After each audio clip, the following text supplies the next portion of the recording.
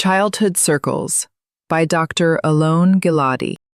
Values and Loneliness. My childhood circles closed in 12th grade. At that time, I was an excellent student, more or less accepted in my group in the Shomer Hatzair movement, vice chairman of the school student council, etc., etc. At one of the group meetings in the movement, the issue of philosophy was discussed, the ideological goal underlying joining the movement. Those were days of decision-making about the beginning of our future. We had to decide whether we would join the movement to the core of the Nahal, Pioneer Settlement Fighting Youth, in the IDF, or enlist in the regular draft. I debated this question a lot. Something in me wanted to contribute to the army, to society, according to the values of the time, to reach the highest and most challenging combat service. I didn't know what was behind this ambition. Perhaps it was the desire to achieve what I was supposedly not supposed to achieve, since I was a sickly and physically weak boy. Physical fitness and strength were as far from me as the East is from the West, but my thoughts focused on ideal issues and less on the practical way to achieve them. Perhaps it was the need to be accepted, perhaps the desire to idealize the army, which was still accepted in those days, although in a different way than in the days before the Yom Kippur War. I don't know.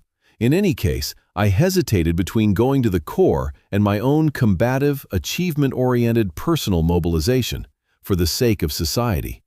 This was one of the few ideological meetings that took place in the group. Without knowing why or wherefore, I made it difficult for my friends and raised with them the need to discuss the thought of Marx, Mill, and others. I aggressively demanded to discuss the basis of the principles of equality that were supposed to stand at the center of the purpose of our activities. I wanted to hear my friends' opinion on the ideology to which, and in whose name, I was supposed to give the next years of my life. Perhaps deep down, sensing the answer, I actually wanted to say goodbye and embark on a new path. I don't know. I remember the bewilderment that gripped my friend. What the hell? Why and for what reason am I asking for what should be obvious, and in fact was not understood at all? After all, we are friends. This lame discussion was the culmination of a process that was taking place within me. About 6 months earlier, I had been sent to the National Council of the movement.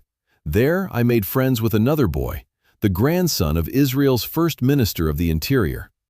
The year was 1981, and he probably doesn't remember. In any case, there was talk and more talk.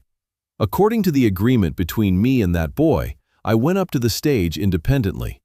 I took a written speech out of my pocket and began to speak, a little stammering, a little apprehensively, but to speak. I propose, I told the members of the council, to recognize the right of the Palestinian people to an independent state. I barely uttered these words and was immediately ordered to leave the stage. After heated discussions, I was allowed to return to the stage and briefly present my puzzling proposal. I was there on the 11th grade Shomer Hatzair Council. I wanted to propose an important and relevant proposal for the discussion, but they wanted to silence me. Finally, with no choice, they let me finish my speech, but I was rejected outright because of the needs of the mother movement, the inappropriate date, and so on. Now, shortly before the draft, I stood in front of my group members and tried to understand what and why I should follow this path. Is this the right path for moral and practical fulfillment? Is this the path to act in accordance with the values of equality? Is living on a kibbutz suitable for someone like me? It is difficult to describe the small drama in the life of a teenage boy who stands up in front of his friends and informs them face to face, in clear and unambiguous language, that their paths are parting. That was how things were. That is how we parted ways, face to face, forever. Standing up to my groupmates and making the decision in front of both mine and them made me focus on my studies this time. I told myself that after this crisis, which came to me by choice, I had to make the most of the end of my 12th year and finish my studies, which had been faltering until then, in the best possible way. It never occurred to me, in those days, towards the end of 12th grade, that events similar to those I experienced in 9th grade, at the beginning of high school, were about to begin. Nothing indicated that my last year of high school would, in a completely unexpected way for me, be a closing of a circle, precisely from a place I had managed to completely forget about. The class I had been in for about 3 years was relatively comfortable socially. It was pleasant to study in. The children did not interfere with each other. Things went more or less smoothly, and I continued to excel. Now, I was relatively accepted as the vice chairman of the school's student council and the chair of the class committee, the mediator between the students and the teachers. One of my favorite teachers in those days was the history teacher. I liked the history teacher, not necessarily because of the brilliance of her lessons, but more because of the fairness, kindness, and mutual respect that I recognized in her conduct.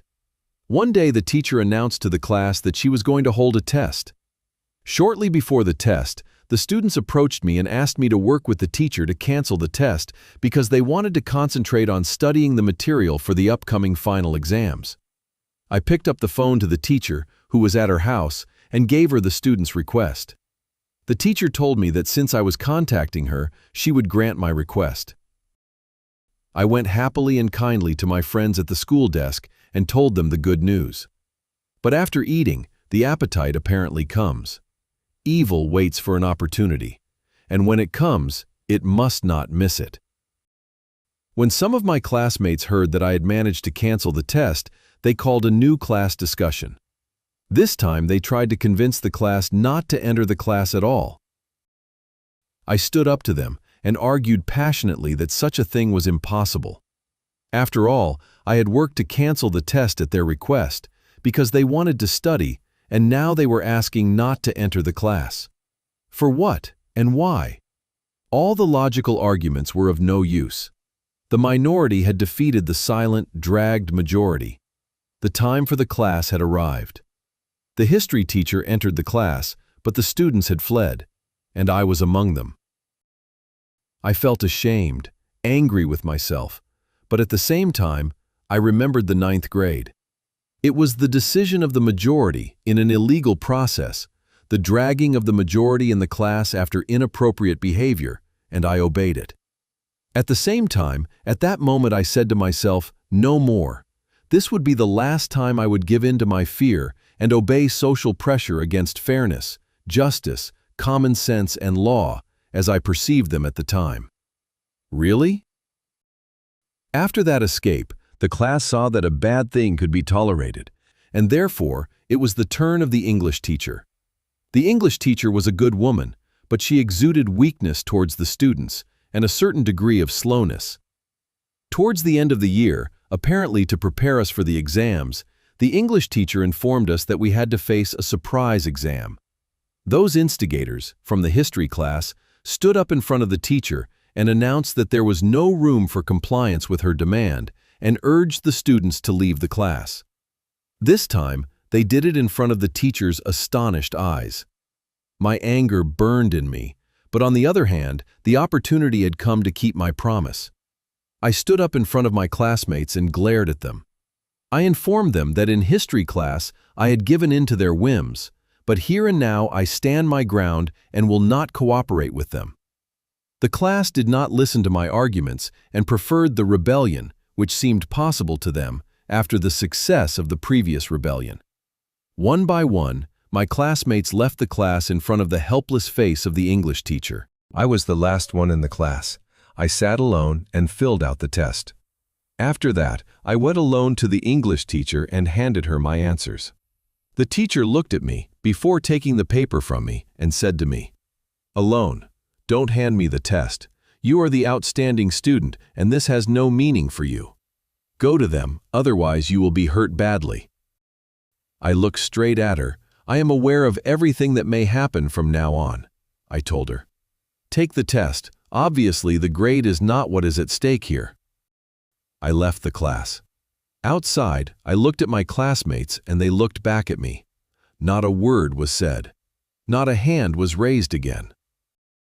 Early summer 1982. Life was back on track. Was it? At least there was no room for doubt about one thing. The circles of childhood were over. The time had come for new circles to begin.